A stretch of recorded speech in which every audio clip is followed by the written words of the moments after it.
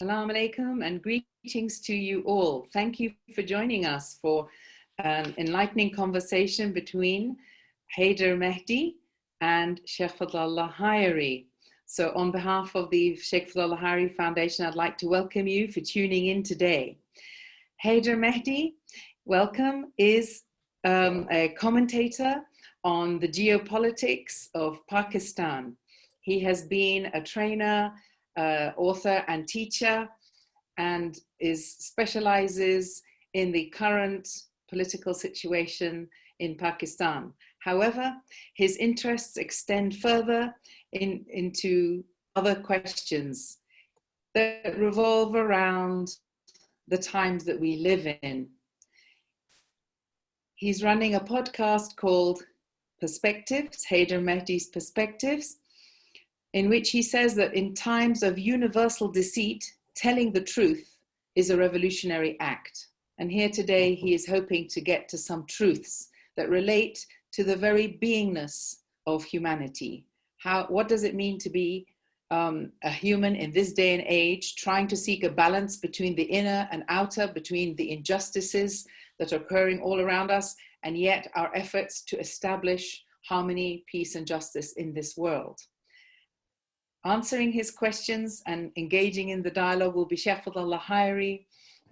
As you know, with 40 years and more than 40 publications behind him of teaching self-knowledge, Shaykh Fadhlalla Haeri is an acknowledged sage of our times whose own journey gives him the authority to be able to share truthfully and experientially the reality of awakening to our full humanity. So without further ado, I'd like to hand over to Haider Mehdi. Thank you very much. Assalamu alaikum. Assalamu alaikum, Mona. Thank you very much. Assalamu alaikum, Sheikhna. The lost soul returns. Sheikh Fadhlalla Haeri, I've had the great pleasure, privilege, and very humble to have known you for decades, and yet the questions still remain for you. You've been a master of a path and a Sufi path in the traditional lexicon of the world. And what you say is that if one is one with one's soul, this is how it reduces fear and suffering and darkness and enables us to face the challenges of modern life with grace and courage. And that this eternal light and this source is within us. The question is that at a philosophical level, one understands myself and as an individual and society collectively. But how does one manifest this awareness of the cosmic light while we are bogged down in the daily grind of the challenges, the search for food and shelter and relationships and desires and ambition and greed and violence and injustice and exploitation? How do we marry the two together? We seem to be bogged down in a process and a search that is fundamentally faulty, unreliable, shifting, changing at all times. It's like a whirlwind that everyone seems to be caught in. We need to get to the foundation as to who are we? What is the nature of life? Why are we all the time looking for security? Why are we all the time insecure about the future? Where will it ever end? Our personal, collective, societal hopes, desires, and ambitions. Where will it end? These are the key issues. It's a very simple story if we truly accept it and then test it. It's a theory. Human beings are not purely earthly creatures based on rational, measurable, outer physical, material, or chemical goodness. These are necessary conditions for the vehicle of the human being, the so-called I and you and so on. But who are we? Essentially, life in me and in you and all other creatures, including the insects, is a mysterious entity which has emanated from somewhere that we cannot pin down in any way. So we say it is God, or it is celestial, or it is from the heavens. And therefore, it is quite attractive if somebody says, I, as a human being, feel I am an alien in this world. Quite true.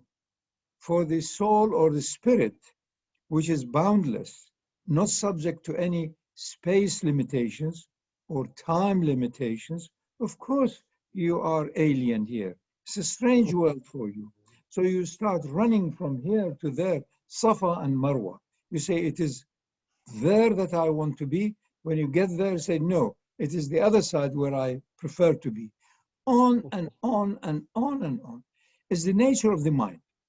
You, I, and every other creature is a spirit, is a celestial divine light, which gives you and I and every one of us for a short time the illusion of independent life.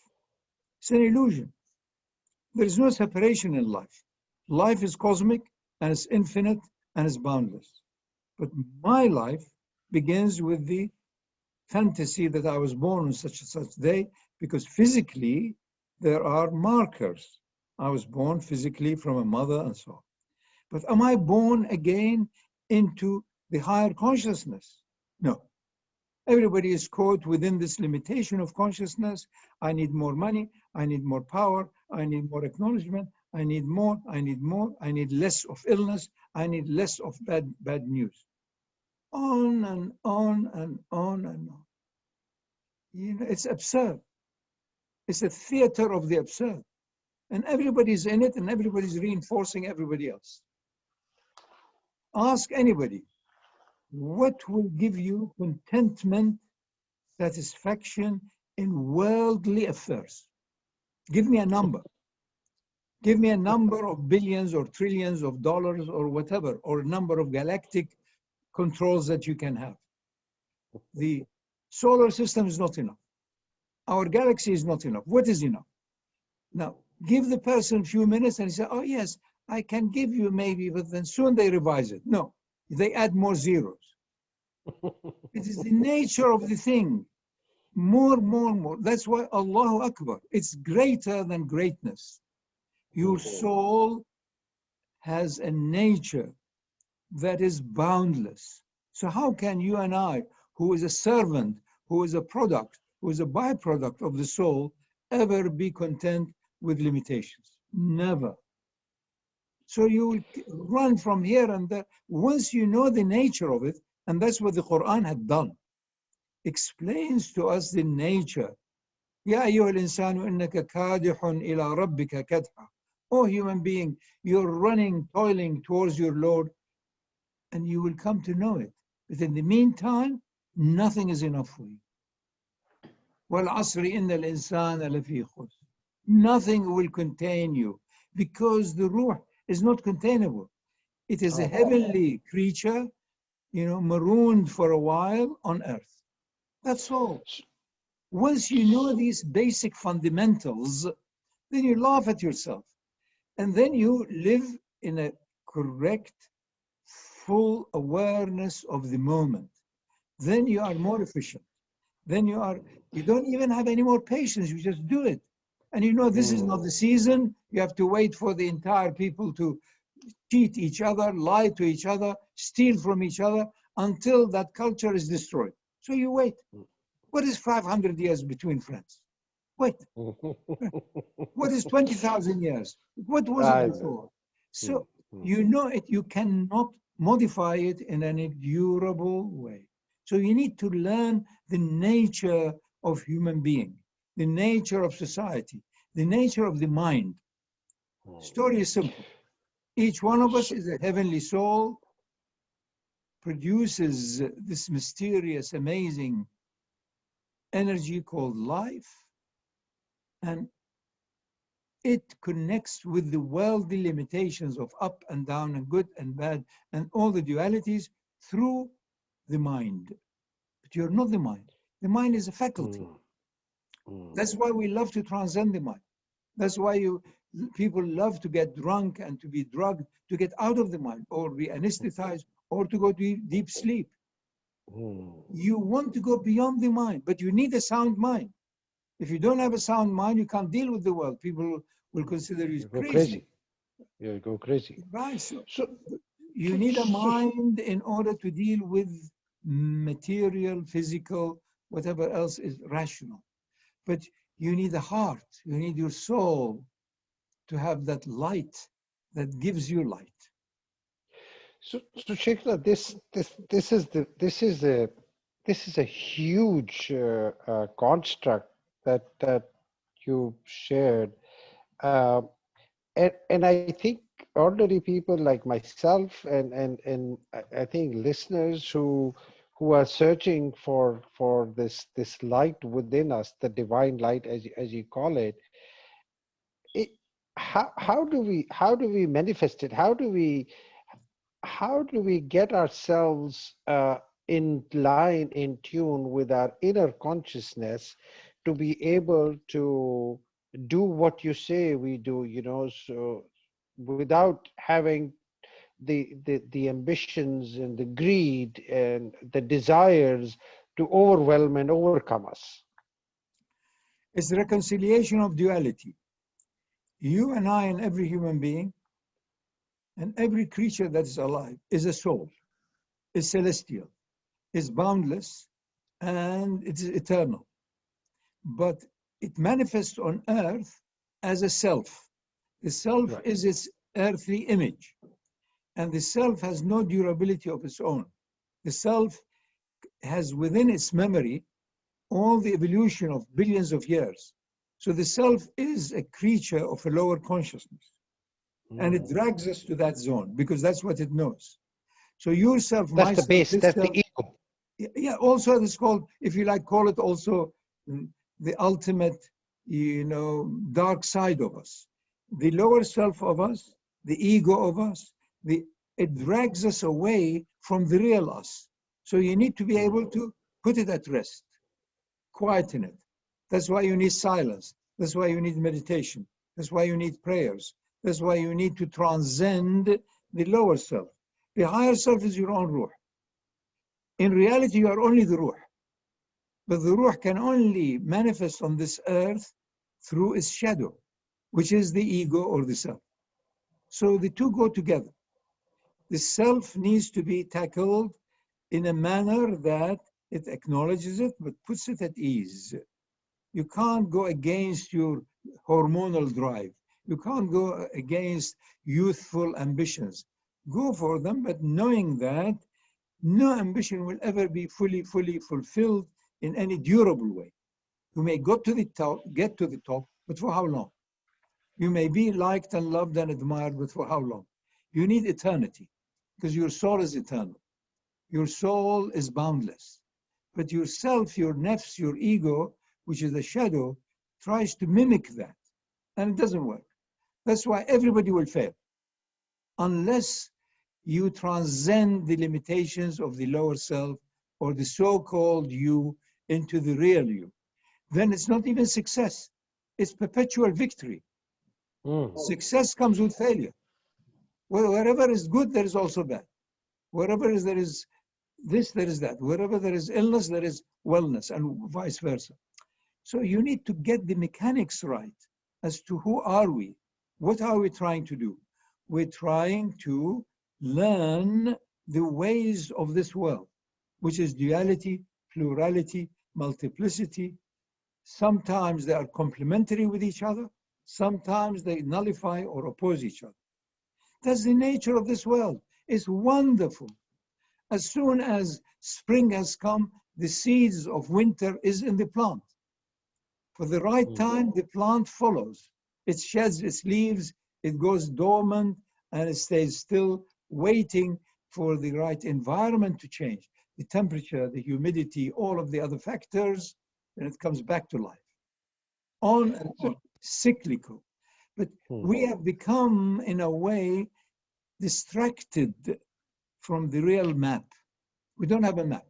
Everybody is muddling through, and everybody's blaming everybody else. They think they know better. And they're right, because your soul knows better. But you are not always your soul. You suddenly go again into the mind mode, and you go into your own history. You think you're always better. And therefore you exaggerate the points in which you succeeded. And you want to also forget the points that you have failed. If you remember them all the time, you won't act anymore, because you'll be failure after failure after failure. Every day is a failure. So you don't want that. So forgetfulness is very good. But remembrance of your ruh, that it is eternal. It is ever beyond perfection.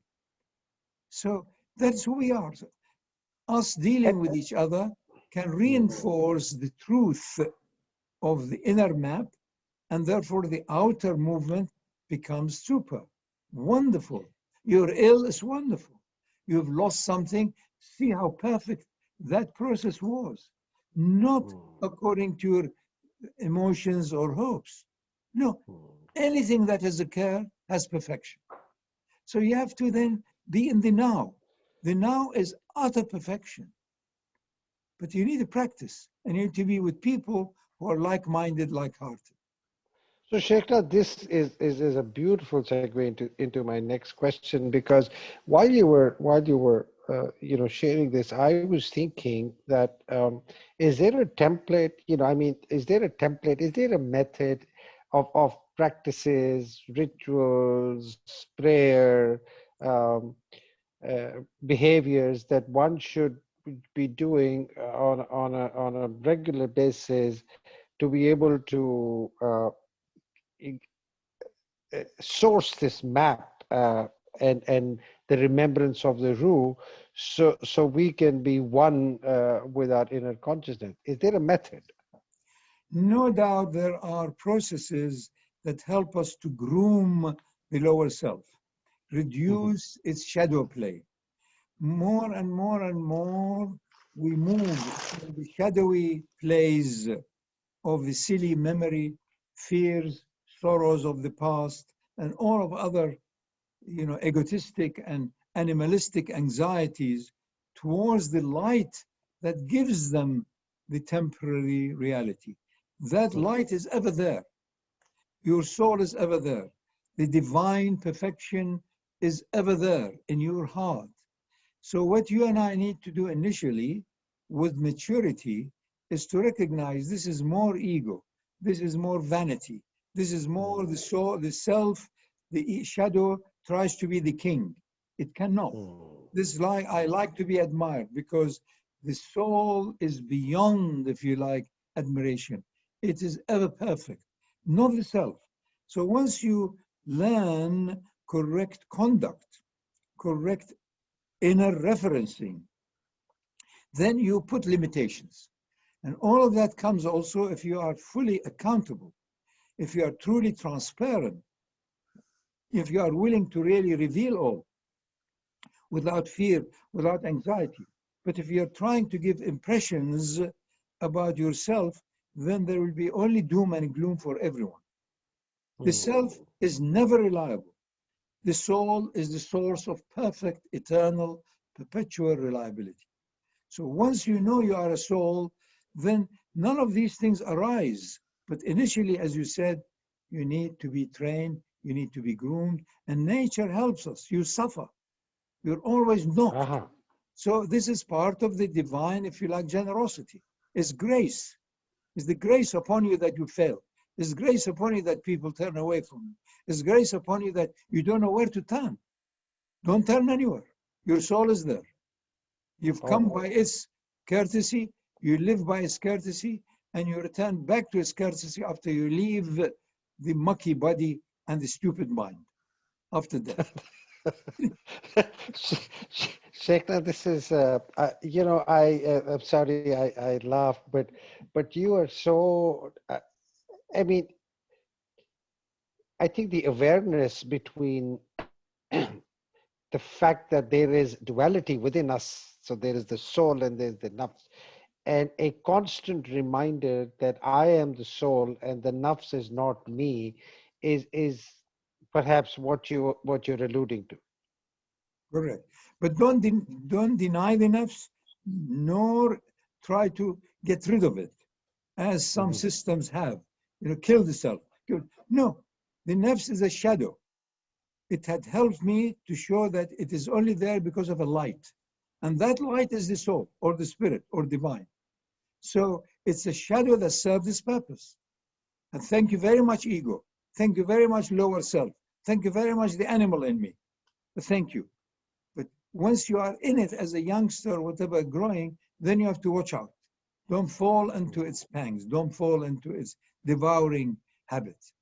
So Sheikh, it's almost like being the third person outside yourself and watching yourself and your ego and your soul. correct. That's why we all love to be beside yourself. You suddenly say, this was mind-boggling. I was beside myself. I fell in love. You fall in love, you're beside yourself. You want to go beyond the mind. Most of our entertainment is to take you out of your mind. So you can put your mind out, say, please mind, excuse me, I'm going to screw you off for a little while and put you down. Put it down.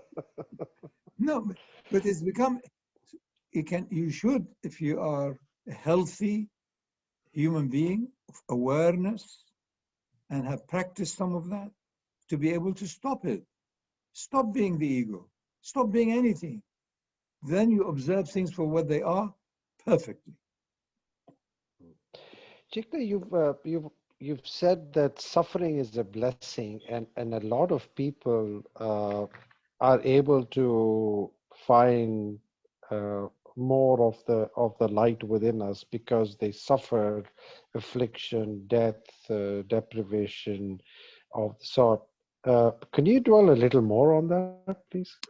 Suffering is a mysterious divine plan or plot to get us back onto the line. What is the line? What's the purpose of life? Is to know that there is divine in you, is eternal, and that is the truth and reality behind all other semi-truth and semi-realities. So the divine light or God's light is in you. But to see it, you have to stop seeing all of the other shadows, all of the other reflections in the hall of mirrors in this life, because they're confusing. So you need to stop everything, stillness, no mind, no thought, no feeling, no awareness of anything. Then you see there is only the inner light. Through that inner light, everything else emanates, including falsehood, including all of the things we suffer from. The divine light, which is eternal, always true, is in every heart. And that is the source of justice. Every human being has the same potential, but we don't do it because we get caught into the immediate survival mode, or into some sort of a reputation mode, or fears, or sorrows, or accusation, or blame, or claim. So your days are gone. Your life is gone. You can't stop. That's why the rituals of many of the world religions are necessary. You do your wudu. You say, I'm no longer taking away. Wipe your head, no thought. Wipe, and then you enter into the zone of higher consciousness. Allahu Akbar. The divine light is bigger than measurement. And then you enter into that zone, navigating by a few ayahs, few surahs, and then you disappear into your prostration.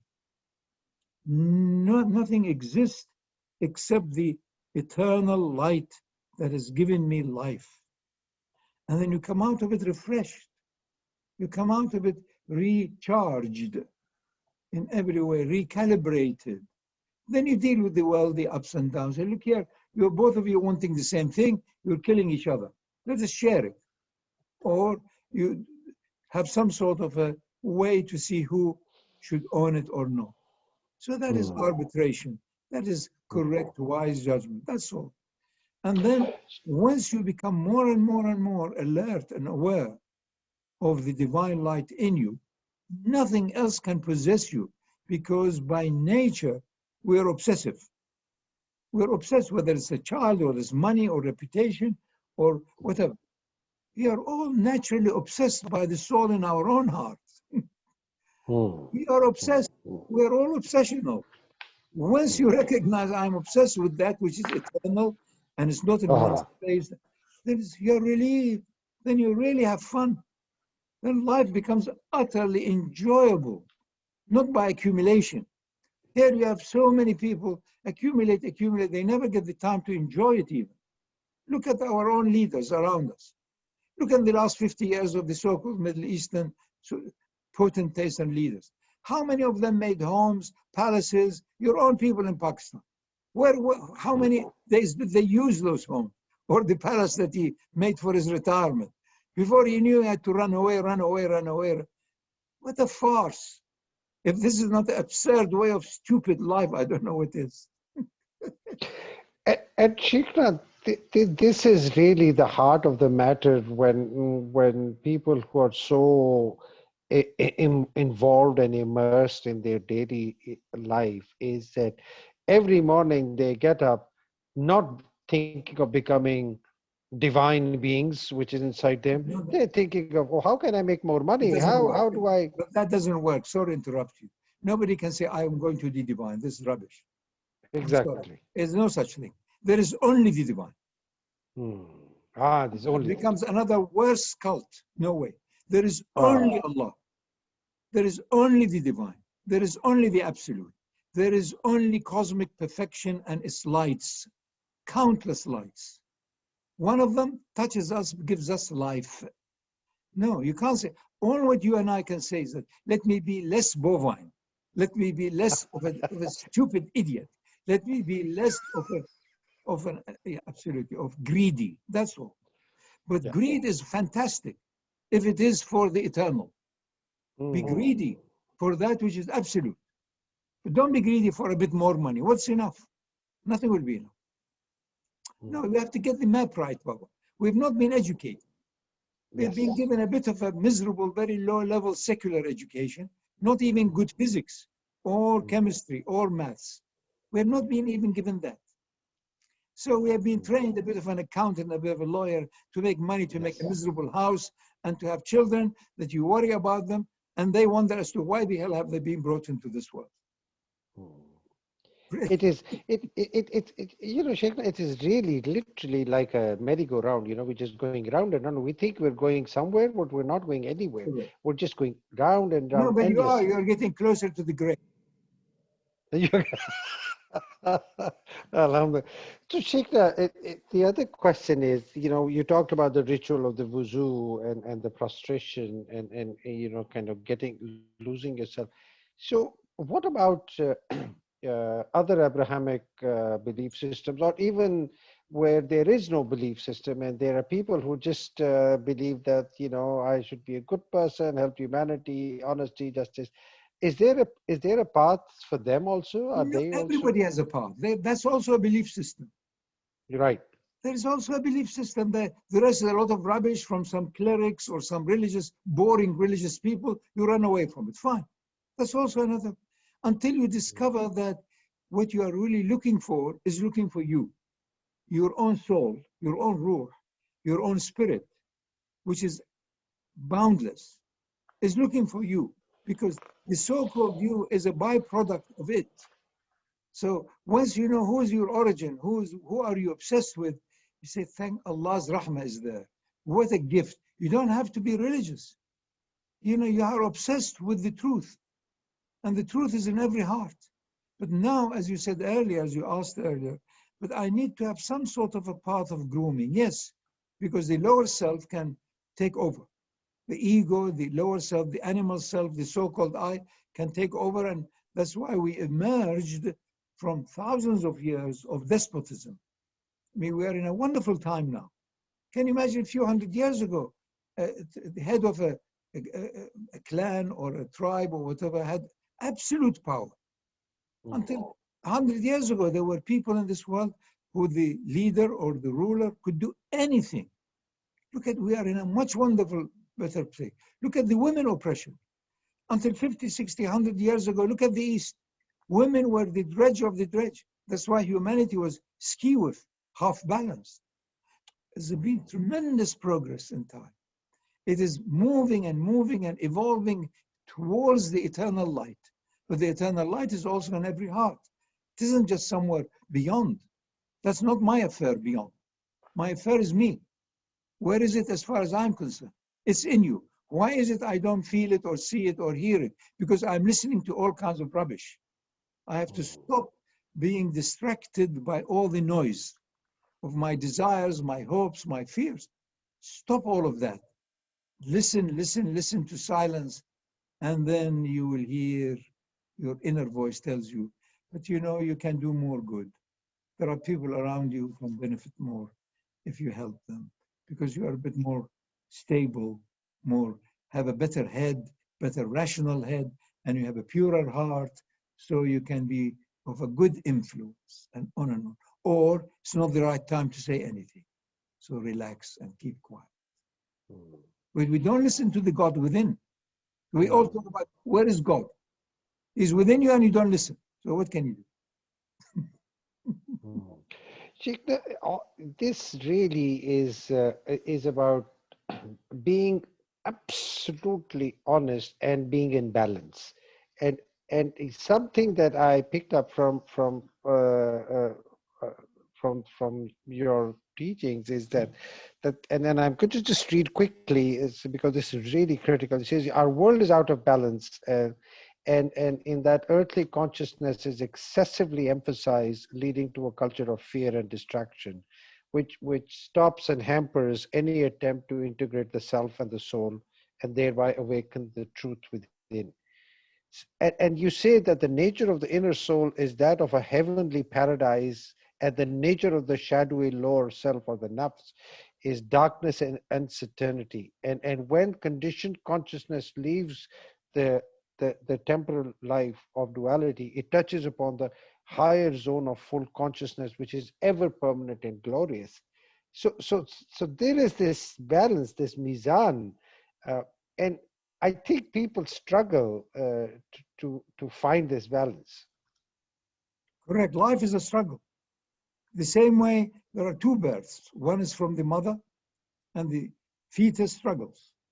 And isn't it a big shock where the fetus is used to everything around it in an aqueous environment, being fed, being cleansed, it doesn't need anything, it's perfect. So of course it cries when it is born.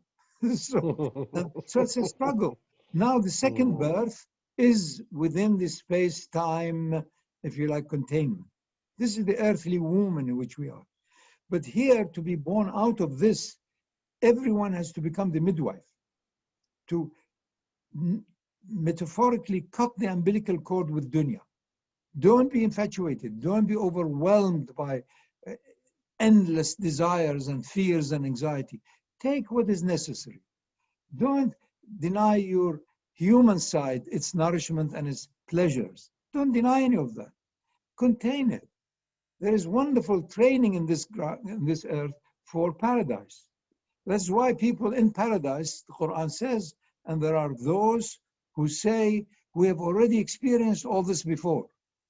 Already, هذا ما أوتينا من قبل, they say. Exactly. Don't give us more huri buri.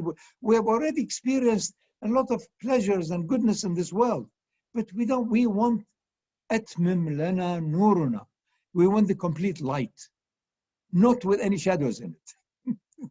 Pleasure always comes with displeasure, with pain, always. The balance is like that. So once you know it, you have fun. It's durable, enjoyable. It's not grim like many religious people end up being. No, you are liberated from the illusion as to who you are. You're liberated from the fantasy that you are the doer. There is no you. Allah is a doer through the life He had given you in your own heart. But are you listening to that light? Are you calibrating with that light? Are you revealing yourself to your own? No. No. You're changing your CV every day because you want a new job. But this is how we've all turned out to be mini shaitans. So Sheikhna, this it is it's a big challenge for someone to be uh, faced with this stark reality that I am not the doer. There is no I. He is the only reality that exists. And now, am I? So, do I follow my desires? Do I follow my instinct? Do I follow the inner voice of ambition, or do I? Uh, uh, where is that beacon? Where is that Again, lighthouse? this is the teachings of our deen, but we have not even living our deen. It has become a Yes. set of rituals and Hmm. a lot of animosities and a lot of fantasies. Our deen is that you are given the role of a doer for a short while by the master of it all, by Allah Azza wa Jal. You are given a role as a father, as a helper, as a driver, as a teacher. You are given a role to pray, to play in this world, but the role may any day from the author of the play can be withdrawn. Are you willing to give it up any minute? If you are, then you are in obedience. Allah. Supposing you've been now given the role of a, I was asked not long ago by somebody who had just been appointed as a prime minister, what is your advice to me? I said, rejoice with this heavy responsibility as you still have it, and equally rejoice when it's taken away from you, even more. Now we are liberated from all the other miserable things that goes with it. So it is rejoicing because the soul or the spirit is celebratory. You have to celebrate being a soul. You celebrate, as the Sufis did, the day of their death as being urs. Now you are truly in your ultimate wedding with your ruh, not with a wife, with the other person. No, your own ruh. This is the true wedding. Your soulmate is in you as a soul. The rest you have to have a checkmate in order to be there. It's really like just being able to turn away, No, Sheikhna? but Turn away from. truth, but without any harshness, with Yes. joyfulness, with a smile, with contentment. It is taken away from you. The moment you are dying, if you are not smiling, then you have not awakened as to who you are. It's a liberation equally, but you don't resent the world either. You resent your own stupidity and distraction and lust for it. That's what's causing you trouble. So, so Sheikhna, for people in the tradition that I come from, and we have the benefit of the Quran, and you were mentioning me to get my fundamentals right, and it's absolutely true. But really, the blueprint and the map is in the Quran. But what about those who do not have the clarity of the message that we have in the Quran, who have other scriptures, and those who do not have scriptures, who do not believe in a life after death, who do not believe in an accountability, are they lost? The blueprint is in your own heart. That's why we relish the Nabi al-Ummi. It's not tutored. Hmm. The blueprint, Allah. Allah's light is in every heart.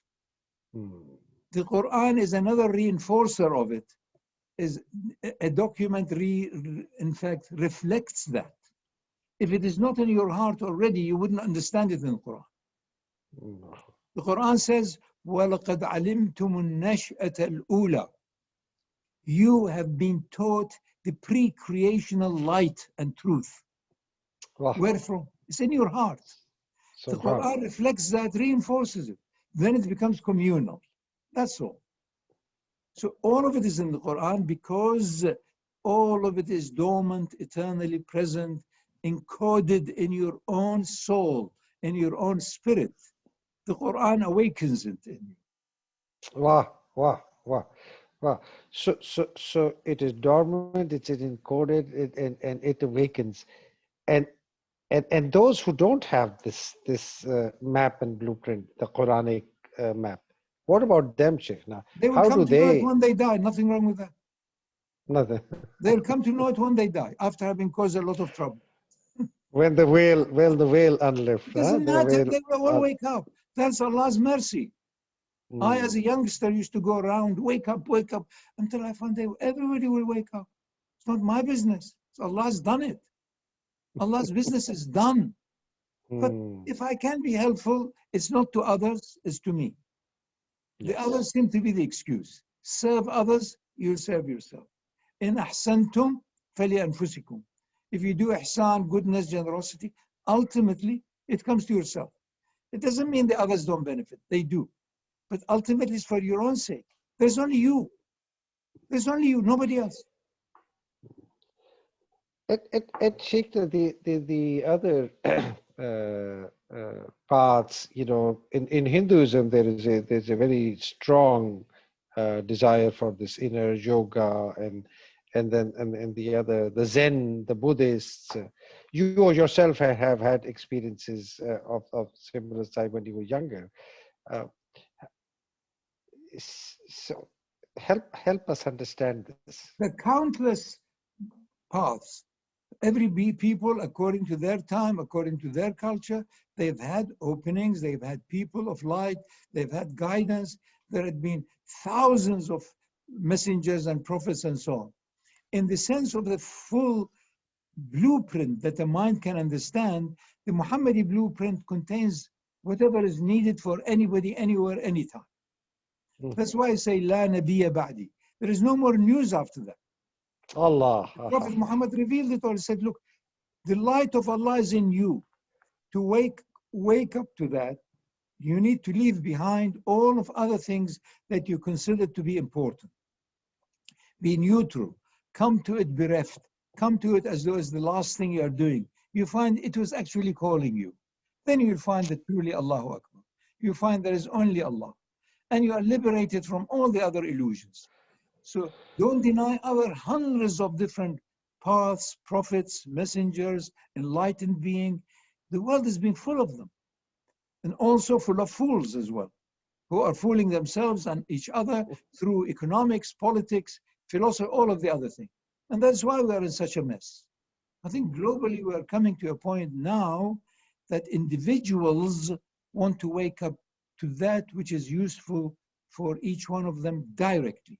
No more what the parents say, what society say, what the religion say. Enough is enough. I want it for me. I want to do my work in a manner that I derive goodness and joy from it. I want to live daily in a manner that I'm cheerful. I don't want to have fear and sorrow and miseries and hide and seek and concealment and double edges and hypocrisies. Enough. I want to live now fully. I want to be authentic. I want to have a career or a work that I enjoy, and I want to have an inner state that is constantly guiding me, leading me, warning me, and all of that. That's it. That's an awakened being. We are all the same. Chaitanya, this is so correct, because I remember in one of your talks, which I was listening to, you said that the modern day, people say that the younger people are no longer respectful towards their elders, and this is a bad thing. But you actually said that, the old people are pompous. They think that they have a right to decide for the young, and the young says no more. Well, it is both good and bad. There is no good without bad. If there is good continuity, and if the older generation lived joyfully, correctly, justly, accountably, then it is a good thing to follow. The Quran never tells you even once to follow your ancestors. It gives you repeated warnings. They say, when the people were asked, why the hell did they make so much stupidity? They say, this is how we found our parents. Meaning you can't mimic. It has to illumine you. It has to internalize. It has to give you nourishment. So, but respect of the elders is always good. The Quran also tells you that. And if you can't follow them and so on, leave them with a smile. Leave them in a good way. وَهْجُرْهُمْ هَجْرًا جَمِيلًا. So it is respect of anything that is old is good, because it was before us. Respect of anything and love for anything that's new is also good because it is alive now. But in truth, the Ruh is ever fresh. It's neither old nor new. It is timeless, is boundless. But we human like to have a bit of an antique. What is it? It is 5,000 years old. Big deal. A piece of stone is 3 billion years old. Come on. Also, it's the latest fashion. It's just been invented now. But every now is magical. Every instant is magic upon magic upon magic. Don't miss it. So you want to be alive. That's why we are obsessed with life. It's already done. We just have to follow. But no, we are following our whims, our mind, which is much to do with nothing other than low-level subsistence, existence, and survival. Boring stuff. Sheikh, this is a question I should have asked you as soon as we started, but your own journey is remarkable. I mean, you had a wonderful family, the great secular education. You became an extremely successful businessman. You founded one of the oil companies in the Middle East, and then you transcended to the other side. How did that happen? I was fortunate as a young person to know none of this will be enough. I was looking for that which is beyond enough. I was looking for that which is boundless, timeless. And that's why I was looking anywhere, everywhere, whether Muslims, Hindus, whatever, wherever. And I was fortunate enough to be able to travel, to be able to, truly follow what was in my own drive, if you like. And I found it's in the Quran. Clear and simple. 20, 30 ayahs of the Quran tell you the whole story. You don't need to do 6 million times khatam. It's not a bad thing, really. But honestly, 50 ayahs. And he is with you wherever you are. My God, what is this? He is with you wherever. He is the first, he is the last, he is the... You need 50 ayahs, 3 days. And if you do that, then we won't hear from you anymore. You say he's gone. He doesn't want to see anybody anymore.